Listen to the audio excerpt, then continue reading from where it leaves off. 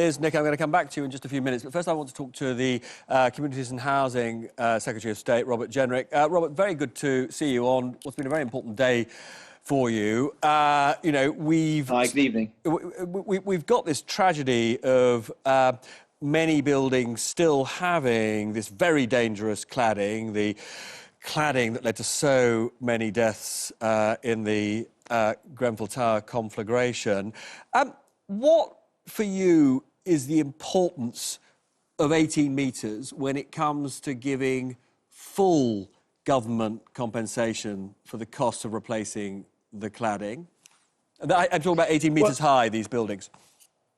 That's right. Well, all the expert advice that I've received and my predecessors, going back to Sajid Javid and Theresa May in the immediate aftermath of the fire, all the expert advisors say that height is the main driver of risk of fires, risk of fatalities in those fires.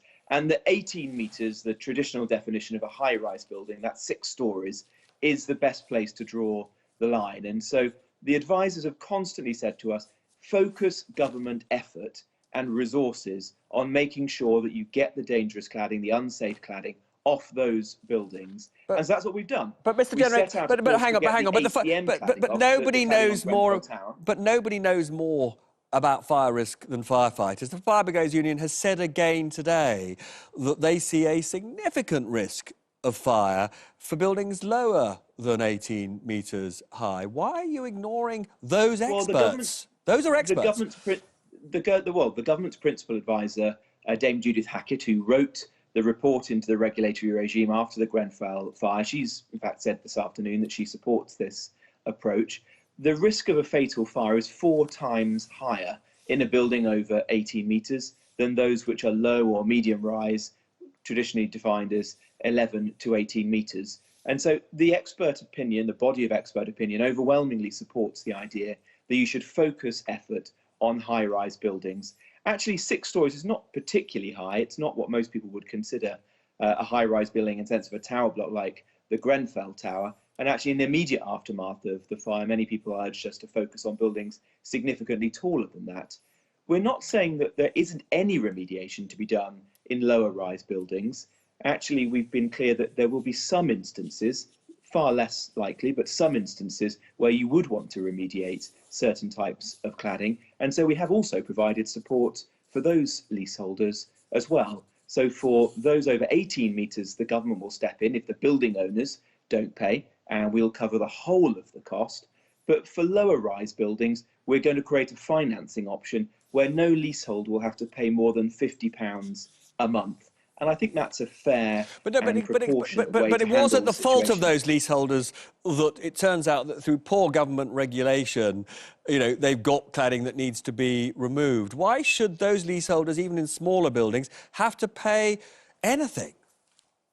Well, the primary fault here is with the people who put the cladding on the buildings. This is about the industry, and we're ensuring that the industry do pay a fair contribution.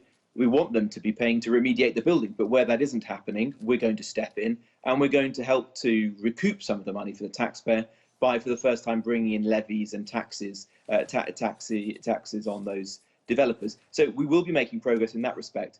But the balance to be struck here is between the interests of the leaseholders, and all of us have immense sympathy with them, and those of the broader taxpayer, of course, many of whom are not homeowners at all. And what I'm proposing today is that the taxpayer pays over £5 billion plus the financing scheme, which itself will no doubt cost hundreds of millions, if not billions of pounds. So somewhere between £5 and £10 billion of taxpayer support to resolve this issue.